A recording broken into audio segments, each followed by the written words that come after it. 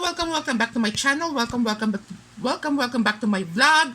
To all of my subscribers sa Cosmic Gemstones sa aking YouTube channel, i-upload ko po ito pati sa aking Facebook page, ang Cosmic Gemstones. Okay, so pagpasensyahan niyo na po, medyo inuubo po ako ngayon. So for today's video, bibigyan ko lang po ng kasagutan. Sa totoo lang, wala pa akong balak mag-vlog kasi may ubo pa ako. Pero may mga nagtatanong kasi sa akin ng mga suki ko, yung mga avid fanatic ng mga fox.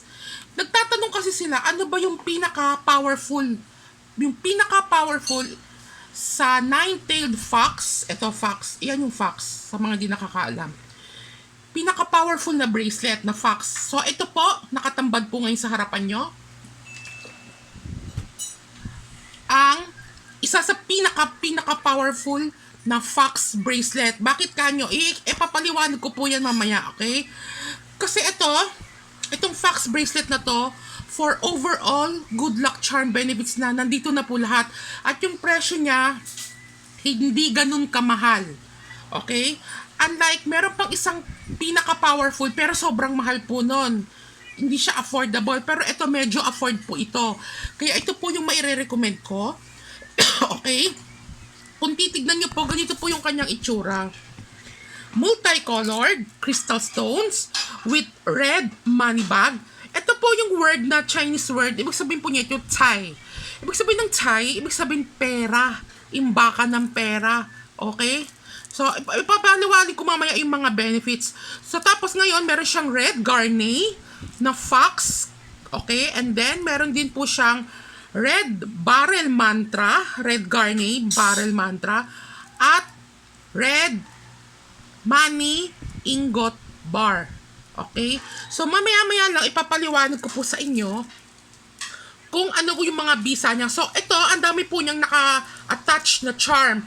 So, isa po ito sa maire-recommend ko na affordable na very powerful na fox bracelet. So, doon sa mga nagtatanong sa akin, okay, na kung ano ba yung mga powerful, ano yung pinaka-powerful na maire-recommend ko dun sa mga avid fanatic, yung sa mga mahilig magsuot ng fox necklace, fox bracelet, ito po yung maire-recommend ko po sa inyo. Okay?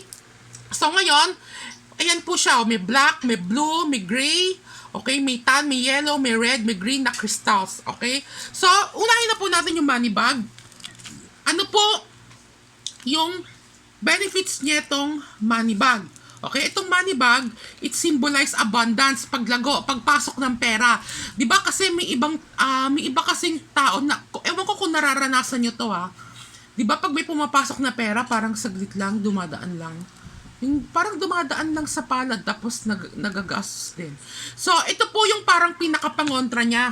Okay? Ang money bag, it symbolizes pagpasok ng pera, paglago ng pera, pagdami ng pera. Okay? Ayan po siya. Ibig sabihin, pag pumasok yung pera, mahihirapan na siyang lumabas sa bulsa nyo or sa mga pitaka nyo. So, ibig sabihin po niya ito, abundance, paglago, pagdami. Okay?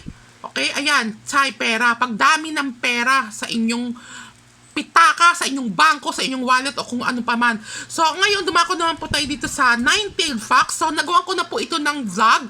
Ano po ba yung mga sinisimbolo? Marami pong sinisymbolizes ang nine-tailed fox. Number 1, wisdom, karunungan. Okay? Knowledge, kaalaman.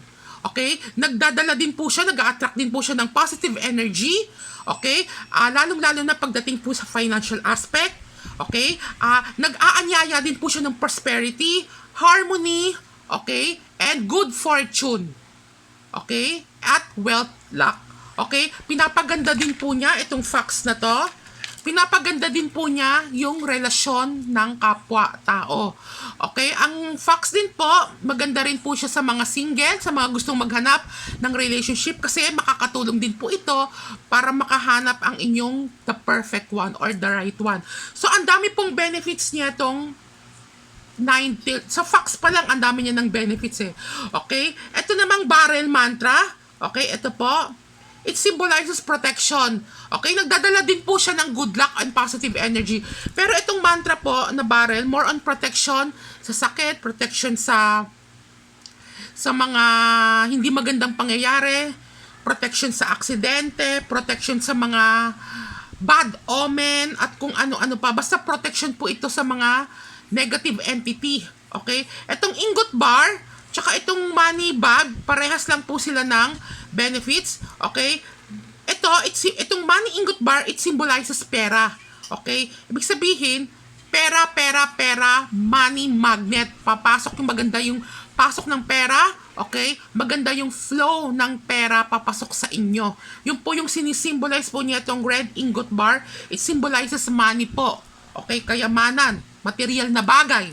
Yun po ang sinisimbolize niya. So overall, kung i-attach nyo po siya sa bracelet, sa isang bracelet, so this is for overall good luck charm benefits na po yan. Pangkalahat natin na po yan, at medyo affordable naman po yung price niya compare po sa iba. Kasi meron pang isang mas powerful pero sobrang mahal. Kung may budget kayo, why not, di ba? Pero ito medyo affordable po ito. Okay? So, ayan, napakaganda po niya, red. Since 2026 is the fire horse. So, fire, it means red. Ayan, red. Pwede kayo mag-red. Okay? Kasi ang red kasi swerte sa Chinese eh. Nag-i-invite siya ng positive energy. Okay? Nag-i-invite siya ng luck. Okay? Nag-i-invite siya ng good vibes. Okay? Lalo na pagdating sa pera. Okay? So, ito po yung mga maire-recommend ko po sa inyo. Kaya nga ginawa ko po itong video na to para doon sa mga nagtatanong. Kasi ang dami pong fox bracelet designs. Ang daming bracelet design na fox. So, yung mga nagtatanong kung ano yung mga maire-recommend na highly recommendable na for overall na po, isa sa pinaka-powerful, ito po, isa sa pinaka-powerful po na fox bracelet po with multicolor crystal stone. Okay? So, bali, kung o-order po kayo, idadaan ko po yan sa ritual ng pag-activate using the cleansing bowl and activation bell under the name and birthday ng owner. Kasi doon po manggagaling yung bisa ng isang charm. Particularly, ito po. Okay, so available po siya ngayon. Ayan.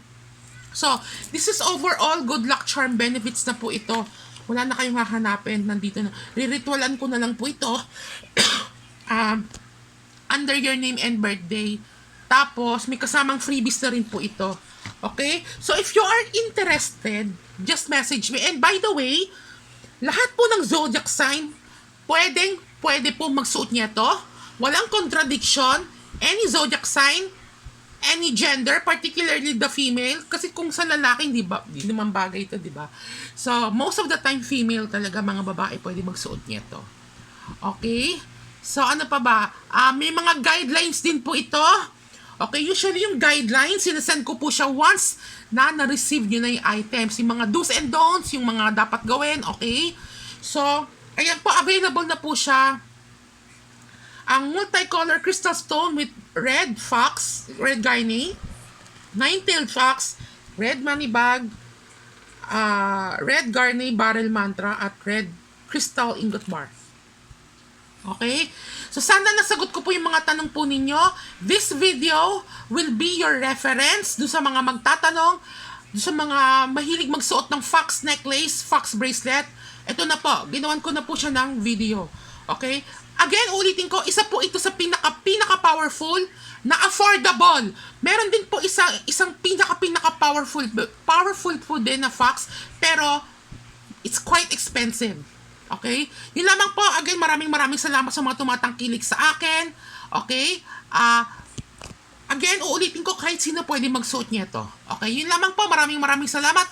I-upload ko po to sa aking YouTube channel at sa aking FB page. Doon sa mga suki ko, walang hanggang pasasalamat po sa inyo. Doon sa mga tumatangkilik sa aking FB page, sa aking YouTube channel, ang Cosmic Gemstones or Lincoln Eserio. Maraming salamat po sa inyo. Thank you and God bless. Sana nasagot ko yung mga tanong po ninyo. At mag-message lang po kayo sa aking messenger kung may mga katanungan kayo, okay? Thank you.